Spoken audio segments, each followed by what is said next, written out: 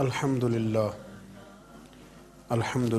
وکفا والصلاة والسلام علی من لا نبی بعد اما بعد اعوذ باللہ من الشیطان الرجیم بسم اللہ الرحمن الرحیم الہاکم التکاثر حتی زرتم المقابر صدق اللہ العظیم وصدق رسولہ النبی الکریم ان اللہ وملائکتہ یصلون علی النبی یا ایہا الذین آمنوا صلوا علیہ وسلموا تسلیما الصلاۃ والسلام علیک یا سیدی یا رسول اللہ وعلی آلک واصحابک یا سیدی یا حبیب اللہ الصلاۃ والسلام علیک یا سیدی یا نبی اللہ وعلى آلك وأصحابك يا نور الله اللهم صل على سيدنا ومولانا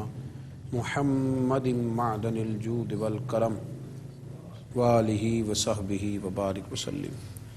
تمام تعریفیں حمد و ثنا اللہ تعالیٰ جل جلالہ کے لیے، ہر قسم کے درود و سلام نبی اکرم نور مجسم شفیع معظم آقا کل ختم رسول دانا سبل احمد مجتبیٰ جناب حضرت محمد مصطفیٰ صلی اللہ تعالیٰ علیہ وسلم کی ذات والا صفات کے لیے حمد و صلات کے بعد راہ عمل کی آج کی نشست میں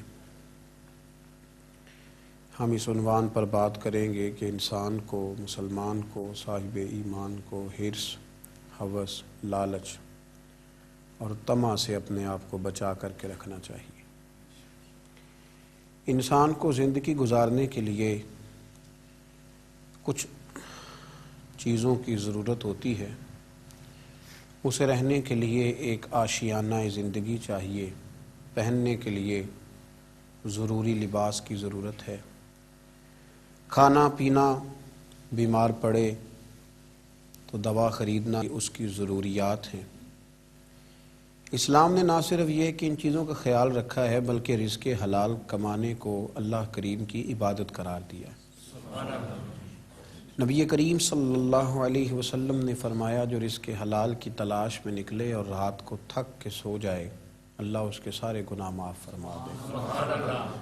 اس کے صغیرہ گناہوں سے اللہ درگزر فرمائے گا، اور اگر کبیرہ پر توبہ کرے گا تو اللہ تبارک و تعالی سارے گناہ معاف فرما دے گا۔ رزق حلال کی کوشش کرنا، جد و جہد کرنا، بقدر ضرورت سوال کرنے سے بچنے کے لیے روزی کمانا، یہ اسلام نے اس کو نہ صرف یہ کہ جائز رکھا بلکہ محمود قرار دیا، اچھا، خوبصورت اور بہترین عمل قرار دیا۔ لیکن میرے دوستو، عزیزو، صرف مال ہی کا ہو کر کے رہ جانا اور زیادہ سے زیادہ مال جمع کرنے کی حرص، ہوس میں مبتلا ہو جانا، اس کو اسلام نے بڑا ہی ناپسند کیا۔ دین نے اس کو انسانی کمزوری بھی قرار دیا اور مسلمان کے لیے ایک بہت بڑی بری خصلت بھی قرار دیا۔ آپ ویسے بھی دنیا میں بھی جو چیز آپ کی ضرورت ہوتی ہے اس سے بڑھ کر اگر آپ اس کے پیچھے بھاگتے ہیں تو وہ ویسے ہی آپ کے لیے نقصان دہ ہوتی ہے۔ جس قدر آپ کو کپڑوں کی ضرورت ہے، اگر آپ اتنے کپڑوں کے اندر رہیں گے تو آپ خوبصورت لگیں گے، لیکن اگر آپ ضرورت سے زیادہ کپڑے اوڑھ لیں گے، ایسا کھلا لمبا چوڑا لباس پہنیں گے تو بھائے گا نہیں آپ پہ، وہ آپ کی شخصیت کو خوبصورت بنانے کی بجائے کمزور کر دے گا، اور آپ اچھا لگنے کی بجائے تھوڑے سے اچھے نہیں لگیں گے، برے محسوس ہوں گے، اور ایسے لگے گا کہ جیسے آپ نے کچھ ایسی حرکت کی ہے کہ جو سنجیدہ لوگ نہیں کرتے۔ کھانا آپ کی ضرورت ضرور ہے، کھانا ہماری حاجت ضرور ہے، لیکن اگر ہم ضرورت سے زیادہ کھائیں گے تو بیمار ہو جائیں گے۔ ضرورت سے زیادہ کھائیں گے تو ہمارے اعصاب کو نقصان پہنچائے گا۔ کھانا ایک حاجت ضرور ہے، لیکن اس کو اوڑھ لیا جائے اگر کھانے پینے کا ہر وقت ماحول بنا لیا جائے تو انسان بہت ساری بیماریوں کے شکنجے میں آ جاتا ہے۔ اسلام کہتا ہے کہ مال تمہاری ضرورت ضرور ہے، اس کو ضرور حاصل کرو، لیکن اگر مقصد ہی مال کو بنا لو گے، اگر تمہارا ذہن ہی یہ بن جائے گا کہ میں نے 2 کے 4، 4 کے 8 اور 8 کے 16 کیسے کرنے ہیں، تو یہ تمہاری روحانی زندگی کو تباہ کر دے گا۔ تو تم انسان کم اور پیسے جمع کرنے والی مشین زیادہ بن جاؤ گے، پھر تمہارے اعصاب پر رشتوں کا کوئی تقدس نہیں رہے گا. تم ہر شخص کے ساتھ رشتہ اس لیے بناؤ گے کہ مجھے اس سے مالی طور پہ کیا نفع حاصل ہو سکتا ہے. پھر وہ سارا تقدس، وہ ساری خوبصورتی، زندگی کا وہ سارا حسن، جینے کا وہ سارا مزہ ضائع ہو جائے گا. کچھ لوگ اس طرح مال کے پیچھے بھاگے، اس طرح مال کے پیچھے بھاگے کہ زندگی کے آخری لمحے تک انہوں نے مال جمع کیا. نہ وہ کہیں ریٹائر ہو پائے، نہ وہ کہیں خاموش ہو پائے، نہ وہ زندگی میں کوئی اور کام کر پائے. بس آخری لمحے تک انہوں نے مال جمع کیا تو اللہ تعالیٰ نے اسے قرآن پاک میں بیان فرما دیا. فرمایا الہاکم التکاثر، تمہیں مال زیادہ طلب کرنے کی خواہش نے غافل کر دیا. حتی زرتم المقابر، یہاں تک کہ تم نے قبروں کا منہ دیکھ لیا. اتنا مال طلب کرنے میں تم آگے بڑھے کہ تم نے قبروں کا منہ دیکھ لیا، قبروں تک پہنچ گئے، لیکن رہے تم مال کے پیچھے. نبی کریم صلی اللہ تعالی علیہ وآلہ وسلم نے ہمیں بڑے خوبصورت لفظوں کے اندر بات سمجھائی، مسلم شریف میں موجود ہے. اور اگر ہم حضور علیہ الصلوۃ والسلام کے لفظوں پر غور کریں تو دیکھیں منظر کیا بنتا ہے، کتنی بڑی سچائی ہے زندگی کی جو سامنے آتی. حضور علیہ السلام فرمانے لگے کہ انسان کہتا ہے میرا مال میرا مال میرا مال میرا مال. فرمایا نہ بھائی، تیرا تو وہ مال ہے جو تو نے کھا لیا ہے یا پہن لیا ہے، یہاں تیرا وہ مال ہے جو تو نے صدقہ کر کے آخرت کے لیے بچا لیا ہے، باقی تو وارثوں کا ہے. تیری تو صرف نگہبانی ہے، باقی تو دوسروں کا ہے. میرا مال یہ انسان کا وظیفہ ہے، حالانکہ ایسا درست نہیں ہے، حالانکہ یہ بات قرین قیاس نہیں ہے. تو مال کے پیچھے دوڑتے رہنا، صبح سے شام تک مال کی منصوبہ بندی کرنا، مال موجود نہیں تھا تو میں بیمار ہو گیا تھا، مال موجود نہیں تھا تو میں دکھی ہو گیا تھا، مال موجود نہیں تھا تو میں کسی کا تعزیت کو نہ جا سکا، مال موجود نہ تھا تو میں کسی کی شادی میں خوشی میں شریک نہ ہو سکا، مال موجود نہ تھا تو میں کمزور پڑ گیا. بھائی مال کل کائنات نہیں ہے، مال ہی مال سارا کچھ تھوڑی ہے. حضرت مولا علی شیر خدا رضی اللہ تعالیٰ عنہ بہت بڑے مالدار نہیں تھے، پر اللہ تعالیٰ نے انہیں بڑی اعزاز سے نوازا، بڑی شانیں عطا فرمائی. انبیاء کرام علیہ السلام میں سے کس کے پاس زیادہ مال نظر آیا؟ حضرت بلال حبشی رضی اللہ تعالیٰ عنہ بڑے سادے سے تھے. جناب فاروق اعظم حضرت عمر فاروق رضی اللہ تعالیٰ عنہ کے پاس بھی زیادہ مال و دولت نہیں تھا. مال ضرور ہے، پر زندگی کا مقصد مال نہیں ہے، مقاصد تو کچھ اور ہیں. اس لیے رسول رحمت صلی اللہ علیہ وسلم نے ایسی بات کر دی کہ اگر ہماری سمجھ میں آئے نا تو وہ ہمارے ذہن کو ایک بہت ہی الگ سوچ فراہم کرے گی. حضور علیہ الصلوۃ والسلام فرمانے لگے کہ مجھے اپنی امت پر غربت کا ڈر نہیں ہے، غریب ہو جائے گی، فاقوں سے مرے گی. فرمایا یہ تو مجھے ڈر ہی نہیں ہے، بلکہ نبی پاک علیہ الصلوۃ والسلام نے فرمایا مجھے تو اس بات کا ڈر ہے کہ تمہارے اوپر دنیا کشادہ کر دی جائے گی، تمہیں زیادہ مال ملے گا. ڈر تمہاری غریبی کا نہیں، بلکہ محبوب فرماتے ہیں ڈر تمہاری دولت کا ہے. ڈر تمہارے فاقوں کا نہیں، ڈر تمہارے زیادہ کھانے کا ہے. ڈر تمہارے جھونپڑی میں رہنے کا نہیں، ڈر تو تمہارے بنگلوں کا ہے.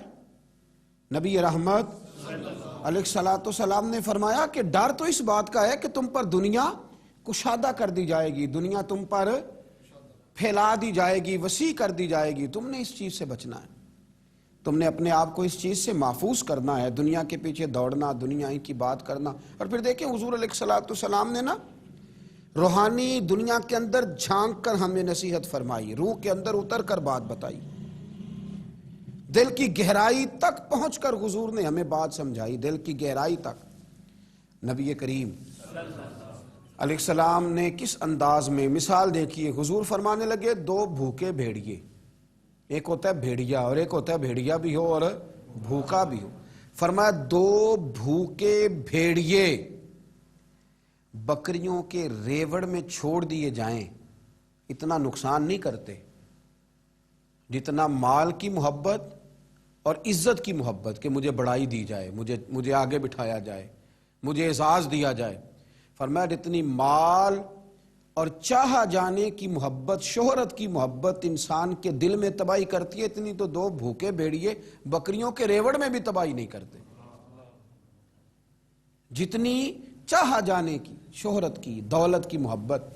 نبی کریم علیہ الصلاۃ والسلام نے ہمیں سمجھایا ہے کہ تم ضرورت کا مال ضرور حاصل کرو، لیکن یارو اس کام کے پیچھے لگ جانا اور دولت ہی دولت کو منشور بنا لینا، رات کو گن کے سونا، صبح اٹھنا تو پھر دوبارہ گننا شروع کر دینا، پھر ان کو گنتے ہی رہنا اور گنتے گنتے ہی زندگی گزار دینا، اور ہمیشہ سامنے والے کی دولت پر پوری توجہ رکھنا کہ وہ کہاں سے کماتا ہے، کہاں سے لاتا ہے۔ آج تو یہ دور آ گیا ہے کہ لوگ اپنے پیسے بھی گنتے ہیں، اور جن جن سے تعلق ہوتا ہے ان سب کے بھی پیسے گنتے ہیں، ان کے بھی شمار کرتے ہیں، ان کا بھی حساب کرتے ہیں، اور سامنے والے کے اخراجات بھی دیکھتے ہیں اور کہاں سے اسے دیا جا رہا ہے اس پر بھی وہ توجہ۔ اعلیٰ حضرت فاضل بریلوی رحمۃ اللہ علیہ فرمایا کرتے تھے کہ جو لوگ کسی سے حسد کرتے ہیں نا کہ وہ آگے کیسے نکل گیا، دولت کیسے آ گئی، شہرت کیسے ہو گئی، جو دوسروں کے مال پہ توجہ کرتے ہیں، فرماتے ہیں یہ بنیادی طور پر اللہ کی تقسیم پر اعتراض کرتے ہیں۔ فرماتے ہیں چونکہ ان کا اعتراض اللہ کی تقسیم پر ہوتا ہے لہذا پھر سامنے والے کو تو ملتا رہتا ہے، اور ان کا چونکہ اعتراض ہوتا ہے تو لہذا یہ بیچارے ہمیشہ پیچھے کی طرف آتے ہیں۔ لیکن اگر یہ سامنے والے کو دیکھنے کی بجائے رب کی رحمت کو دیکھیں نا، اور یہ اللہ کے کرم کو دیکھیں تو وَيَرْزُقْهُ مِنْ حَيْثُ لَا يَحْتَسِبُ، پھر اللہ وہاں سے عطا کرتا ہے کہ انسان کا کبھی گمان بھی نہیں گیا ہوتا۔ لیکن شرط یہ ہے کہ اللہ کی بارگاہ کی طرف انسان اپنی توجہ کو مبذول کرے۔ نبی کریم علیہ وآلہ وسلم نے ارشاد فرمایا، حضور علیہ السلام نے فرمایا ہر امت کا کوئی نہ کوئی فتنہ ہوتا ہے، کوئی نہ کوئی آزمائش ہر امت میں آئی جس سے لوگ راہ حق سے بھٹک گئے، ان پر آزمائش آئی۔ ہر امت کا کوئی نہ کوئی فتنہ، ہر امت پر کوئی نہ کوئی آزمائش۔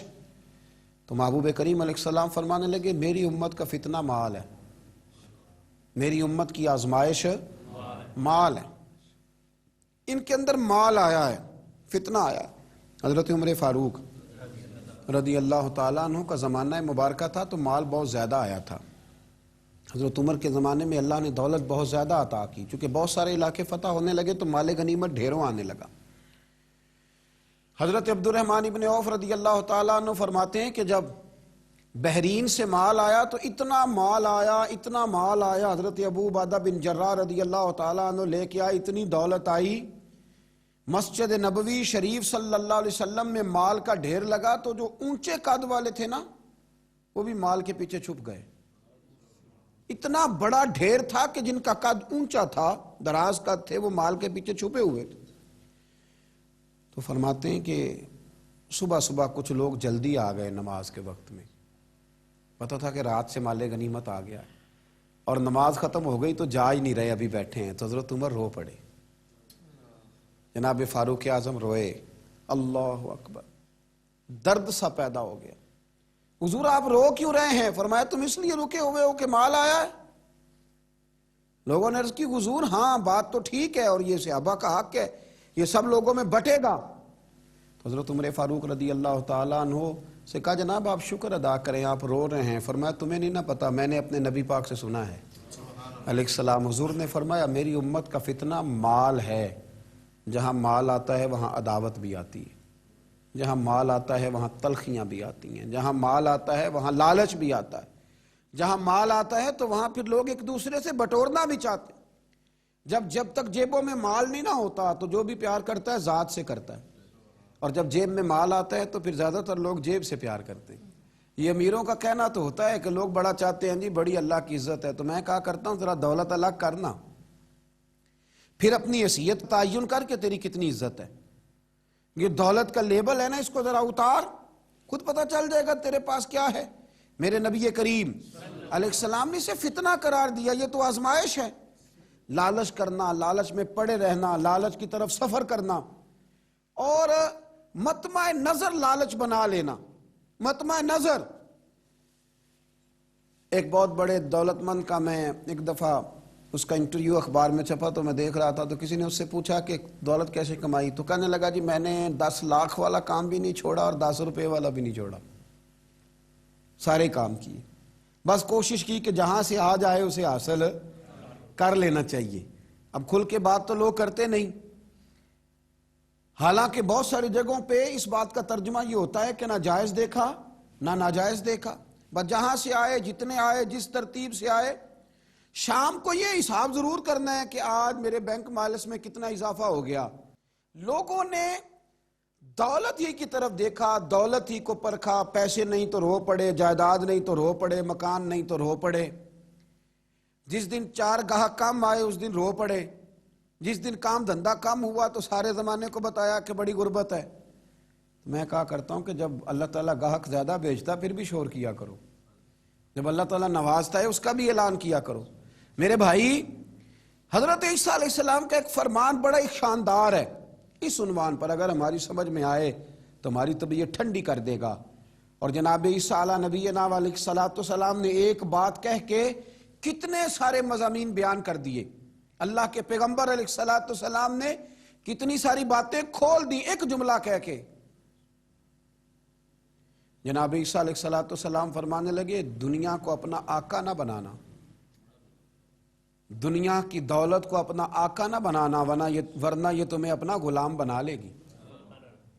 اسے اپنا آقا نہ بنانا ورنہ یہ تمہیں اپنا غلام۔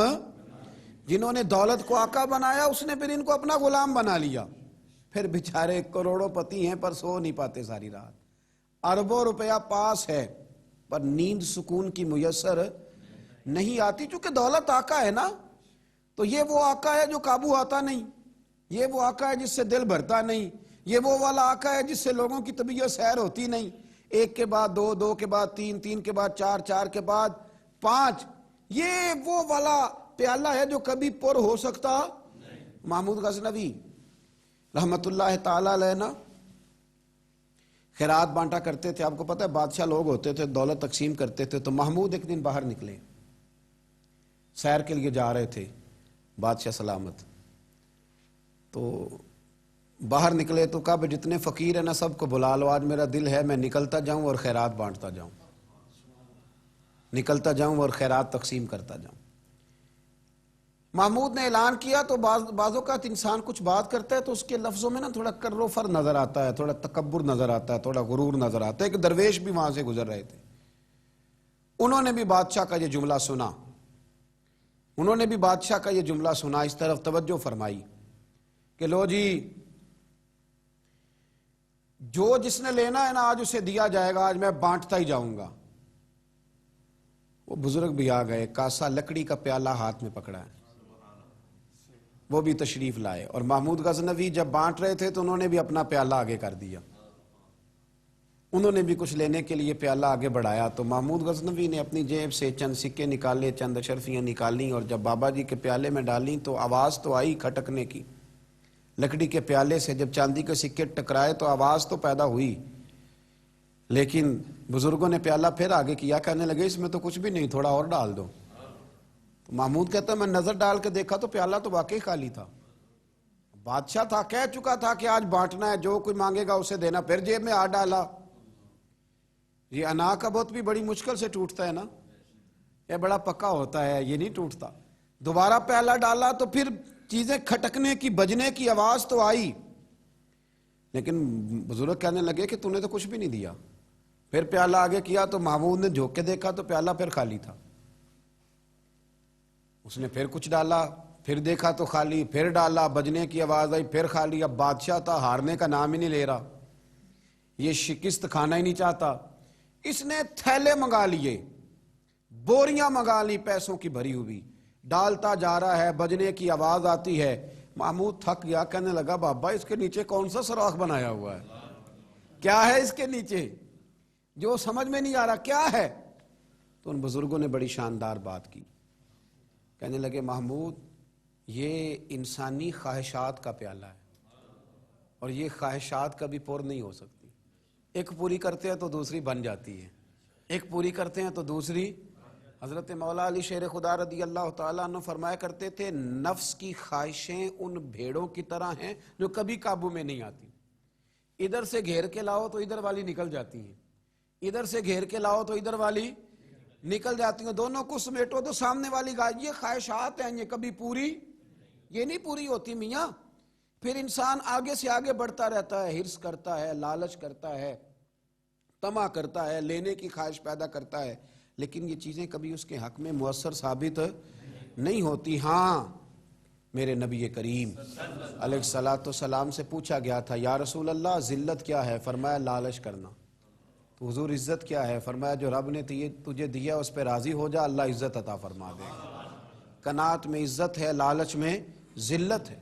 تو ہرس کرنا، ہوس کرنا، مال کے پیچھے بھاگنا، لوگ تعلیم حاصل کرتے ہیں تو مال کمانے کے لیے، ہنر سیکھتے ہیں تو مال کمانے کے لیے، کسی استاد کے پاس جاتے ہیں تو مال کمانے کا طریقہ سیکھنے کے لیے، کسی سے یارانہ لگاتے ہیں تو کہتے ہیں ذرا دیکھو تو صحیح یہ آگے کیسے گیا ہے۔ جب مطمع نظر ہی مال ہو، جب توجہ ہی ساری مال کی طرف ہو، جب دولت ہی ہر چیز کا لوگ ماں حاصل سمجھ لیں اور مقصود اور مدعائی دولت کو بنا لیں، تو پھر انسانوں میں کمزوریاں پیدا ہوتی ہیں، روحانی قوتیں ختم ہوتی ہیں، پھر انسانوں کے اندر شوق، ذوق اور وہ ساری چیزیں کمزور پڑتی ہیں۔ میرے نبی کریم، پھر پڑھیے، خوش ہو کے پڑھیے، نبی کریم صلی اللہ تعالی علیہ وآلہ وسلم نے نا ہمیں یہ سکھایا ہے، بتلایا ہے کہ قناعت کرو، تھوڑے پر راضی رہنا سیکھو۔ اور حضور علیہ الصلوۃ والسلام نے ارشاد فرمایا، مسند امام احمد بن حنبل میں حدیث موجود ہے، فرمایا اللہ تعالیٰ سے ایسی خواہشات سے پناہ مانگا کرو جو خواہشات تمہیں عیب میں ڈال دیں، اور فرمایا ایسی خواہش سے بھی اللہ کی پناہ مانگو جو خواہش پوری کرو تو وہ خواہش ایک اور خواہش میں ڈال دے۔ اللہ کی پناہ مانگو اس خواہش سے کہ جو پوری کی جائے تو پھر ایک اور خواہش میں تمہیں ڈال دے، اس سے اللہ تعالیٰ کی پناہ مانگو، پناہ مانگو، اللہ تبارک و تعالیٰ کی پناہ مانگو۔ بزرگوں نے لکھا ہے، حضرت محدث ابن جوزی علیہ رحمہ نے، کہ ایک شخص تھا، اس کے گھر میں ایک ناگن رہتی تھی، ناگن، وہ ناگن سونے کا انڈا دیتی تھی۔ بزرگ جب حکایات بیان کرتے تو سمجھانے کے لیے بیان کرتے، سونے کا انڈا دیتی تھی۔ اس ناگن نے اس طرح کیا کہ ایک دن اس کے گھوڑے کو ڈس لیا، گھوڑا مر گیا۔ گھر والوں نے شکایت کری کہ اس کو مار دینا چاہیے، گھوڑا آج اس کے ڈسنے سے مر گیا، یہ ناگن ہے، سونے کا انڈا تو دے گی لیکن ڈسے گی بھی ضرور، یہ ناگن ہے، انڈا سونے کا دے گی پر ڈسنا اس کی فطرت ہے، یہ ڈسے گی بھی۔ اس نے کہا بھی کوئی بات نہیں، سونے کے انڈے سے کئی گھوڑے آ جاتے ہیں، مر گیا تو کیا ہوا۔ کچھ دنوں کے بعد اس ناگن نے کتے کو ڈسا، کتا بھی مر گیا۔ گھر والوں نے شور مچایا کہ یہ ناگن ہے تو اسے دودھ پلاتا ہے، یہ سونے کا انڈا تو دے گی پر ڈسے گی بھی، اس لیے کہ ڈسنا اس کی فطرت ہے، اس کی طبیعت ہے۔ اس نے کہا کوئی بات نہیں، سونے کے انڈے سے کئی کتے خریدے جا سکتے ہیں۔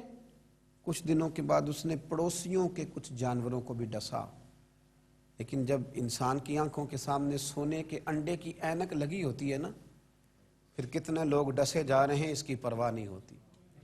جب سونے کے انڈوں کی اینک لگ جاتی ہے پھر کتنے غریبوں کی کٹیا جلتی ہے پر اس کی پرواہ نہیں ہوتی۔ جب سونے کے انڈوں کی اینک لگ جاتی ہے پھر کتنے رشتے ٹوٹتے ہیں، لوگ پرواہ نہیں کرتے۔ سونے کے انڈے کی اینک لگی ہوئی تھی۔ پھر ایک وقت ایسا بھی آیا کہ اس شخص کا ایک ہی جوان بیٹا تھا، ایک ہی بیٹا، جس کی طرف دیکھ دیکھ کے ماں باپ جیتے تھے، جو ان کی آرزوؤں کی امیدوں کا مسکن تھا، جو ان کی آنکھوں کی ٹھنڈک تھا، روشنی تھا۔ اس ناگن نے پھر اس بچے کو ڈسا، اور جب اس بچے کا جنازہ اٹھا تو پھر اس نے ہاتھ میں ڈنڈا پکڑا، اور ڈنڈا پکڑ کے جب وہ مارنے لگا نا ناگن کو، تو اس کی بیوی کہنے لگی اسے نہ مار، اپنے اندر کے لالچ کو ڈنڈا مار، اپنے اندر کی اس ہرس کو، اس ہوس کو، اس طمع کو، جس نے آج میرے بیٹے کی جان لے لی، جس نے ایک ماں کی گود اجاڑ ڈالی، جس نے اس گھر کی ساری خوشیوں کو تباہ کر دیا، اس لالچ پہ ڈنڈے برسا، جس نے تباہ کر کے رکھ دیا ہر چیز کو، جس نے کچھ بھی آج باقی نہیں چھوڑا، بے قدراں کچھ قدر نہ جاتی، کیتی خوب تسلی ہو، اے دنیا دار پجاری زر دے، کتیاں دے گل ٹلی ہو۔ میرے نبی کریم علیہ السلام نے فرمایا دنیا کا مال مردار ہے اور طلب کرنے والے کتے۔ مردار مال کو طلب کر رہے ہیں. بیٹے کا جنازہ اٹھ گیا، اب کیا فائدہ ہوا؟ آج روحوں کے جنازے اٹھ رہے ہیں، آج دلوں کے جنازے اٹھ رہے ہیں، آج تن کے اجلے لوگوں کے من کے اندر کچھ بھی موجود نہیں، مردہ روحیں، مردہ دل، مردہ خیالات. ہر چیز مائنس کر کے جو چیز پیچھے بچی ہے وہ صرف دولت ہے. ہر چیز مائنس کر کے ہمارے پاس جو پیچھے بچی ہیں وہ جائیدادیں ہیں. ہر چیز مائنس کر کے جو ہم نے بچایا ہے وہ دنیا کا مال ہے. باقی ہر چیز تباہ ہو گئی. بھائی کے ساتھ جھگڑا چل گیا ہے چونکہ ایک 4 مرلے کے پلاٹ کا معاملہ تھا. والد کے ساتھ تنازع چل گیا ہے چونکہ اس نے ہمیں حصہ کم دیا تھا. اماں کے ساتھ جھگڑا ہے کیونکہ وہ بڑے بھائی کی جائیداد زیادہ دینے کے حق میں ہے. ہمارا اپنے دوستوں یاروں کے ساتھ جو رشتہ ہے وہ لالچ کا ہے. ہم نے ہر جگہ ہرس کا بازار گرم کیا ہے. طمع، لالچ، یہ ساری چیزیں اس تیزی کے ساتھ لوگوں نے اوڑھی ہیں کہ ہر طرف دولت کا بازار گرم ہے. یہ جو سڑک پہ جا رہے ہیں کچھ پیسے لینے جا رہے ہیں، کچھ لے کر کے واپس آ رہے ہیں، کچھ مزدوری کرنے جا رہے ہیں، کچھ مزدوری ڈھونڈنے جا رہے ہیں. دولت ہی دولت کا ہر طرف انبار لگ گیا ہے. یوں محسوس ہوتا ہے کہ جیسے اب جو کسی سے سلام لیتا ہے تو وہ بھی پہلے سوچتا ہے کہ مجھے میسر کیا آئے گا. حضرت موسیٰ کلیم اللہ علی نبینا علیہ الصلاۃ والسلام، حضرت موسیٰ کلیم اللہ علیہ الصلاۃ والسلام کے زمانے میں ایک شخص تھا جو مستجاب الدعوات تھا. قوم جبارین کے پاس رہنے والا وہ شخص بلعم بن باورا اس کا نام تھا. مستجاب الدعوات تھا. اللہ نے اسے یہ درجہ عطا کیا تھا کہ جو دعا کرتا تھا رب اس کی قبول فرما لیتا تھا، اس کی دعائیں مقبول ہوتی تھی. اتنا اللہ کریم نے اسے نوازا تھا. جب حضرت موسیٰ علیہ السلام بنی اسرائیل کو لے کر اس قوم کی طرف گئے نا جہاد کرنے کے لیے، تو بلعم بن باورا پہاڑ پر عبادت کرتا تھا. بہت سارے لوگ اس کی عقیدت مند تھے، بہت سارے لوگ اس سے محبت کرتے تھے، بہت ساری جگہوں پہ وہ چاہا جاتا تھا. جب اس کی طرف حضرت موسیٰ اس قوم کی طرف حملہ کرنے کے لیے جا رہے تھے تو لوگوں نے اس سے کہا کہ تو اس طرح کر کے دعا کر کہ حضرت موسیٰ کی قوم رستے میں ہی تباہ ہو جائے معاذ اللہ، کیونکہ تیری دعائیں قبول ہوتی ہیں. تو یہ دعا کر کہ رستے میں ہی وہ سب لوگ ختم ہو جائیں. اس نے کہا کیا بیوقوفی کرتے ہو، اللہ کے نبی کے بارے میں دعا کر دوں، پیغمبر خدا کے بارے میں، حضرت موسیٰ کلیم کے بارے میں کیا بیوقوفی کرتے ہو. لوگوں نے مجبور کیا، اسے مجبور کیا، لیکن اس نے کہا نہیں میں نہیں یہ کام کرتا. لوگوں نے دلائل دیے، بالآخر کچھ لوگوں نے کہا کہ آپ استخارہ کر لیں، اگر تو آپ کی سمجھ میں یہ بات آئی تو آپ آگے لے جائیے گا، نہ آئی تو نہ لے جائیے گا. بلعم بن باورا نے استخارہ بھی کیا. استخارے میں بھی اسے حکم ہوا کہ تم نے بد دعا نہیں کرنی، تم نے حضرت موسیٰ کی قوم کے بارے میں دعائے ضرر نہیں کرنی. اب جب اس نے صاف ستھرا انکار کیا نا کہ بھئی میں دعا نہیں کروں گا اللہ کے پیغمبر کے بارے میں، نہ ان کی قوم کے بارے میں، تو لوگوں نے وہی حربہ استعمال کیا جو لوگ استعمال کرتے ہیں. ڈھیروں تحفے لے کے آ گئے، دولت لے کے آ گئے. اللہ تبارک و تعالیٰ جب دین کے نام پہ لوگوں کو عزت دیتا ہے تو پھر لوگ اس کو استعمال کر کے دنیا اکٹھی کرنی شروع کر دیتے، پھر لوگ اپنا بڑا نقصان کرتے ہیں، پھر اپنی روحانیت کا، اپنی تاثیر کا لوگ بڑا نقصان کرتے ہیں. پھر لفظوں کے ہیر پھیر سے دولت کمانا چاہتے ہیں.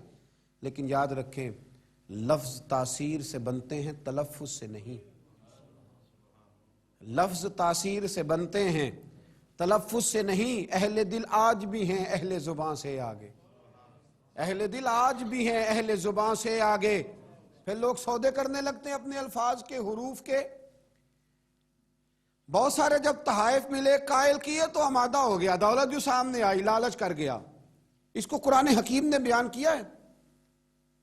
اس واقعے کی طرف قرآن پاک نے اشارہ فرمایا. بلعم بن باورا نے ہاتھ اٹھائے اور دعا کے لیے جب نکلا تو جس گھوڑے پہ سوار تھا، جس گدھے پہ سوار تھا، جب یہ جا رہا تھا نا پہاڑ پہ چڑھ کے میں بد دعا کروں گا حضرت موسیٰ کی قوم کے لیے، جب جا رہا تھا تو گھوڑا واپس بار بار منہ پھیرتا تھا، واپس اس کو کہتا تھا نہ جا، واپس آ جا. یہ اس کو مارتا تھا، پہاڑ کی جانب لے جاتا تھا. اللہ اکبر. یہ بار بار مارنے لگا تو گھوڑے نے، اس کی سواری کے جانور نے دعا شروع کر دی. گھوڑا تھا یا گدھا تھا، اس نے دعا کیا اللہ مجھے زبان دے، میں اس لالچی کو کچھ سمجھا دوں، مجھے زبان عطا کر، میں ہی اسے کچھ سمجھا دوں. اللہ نے زبان دی. تو گدھا کہنے لگا آگے نہ جا، تو مجھے آگے بھیجتا اور اللہ کے فرشتے مجھے واپس بھیجتے ہیں، لیکن لالچ تھا نا طائف کا، دولت کا، جب چڑھا پہاڑ پہ اور حضرت موسیٰ کے لیے ہاتھ اٹھا کے قوم کے لیے بد دعا کرنے لگا، تو لفظ حضرت موسیٰ کی قوم کے لیے ادا کرتا تھا، نکلتے اپنے لیے تھے اور ان لوگوں کے لیے تھے جنہوں نے دعا کے لیے کہا تھا۔ وہ لفظ پلٹ کے اسی پر آئے، اتنا اس کا برا حال ہوا کہ زبان لٹک گئی اور پھر اللہ کے شدید عذاب میں مبتلا ہوا۔ یہ لالچ عذاب کو آواز دیتا ہے، عذاب کو آواز دیتا ہے، اور انسان کی قناعت انسان کو عزت والا کر دیتی ہے۔ دعا ہے اللہ تعالیٰ کی بارگاہ میں اللہ تعالیٰ ہمیں لالچ سے بچائے اور قناعت کی دولت عطا فرمائے۔ آخر دعوانا الحمدللہ رب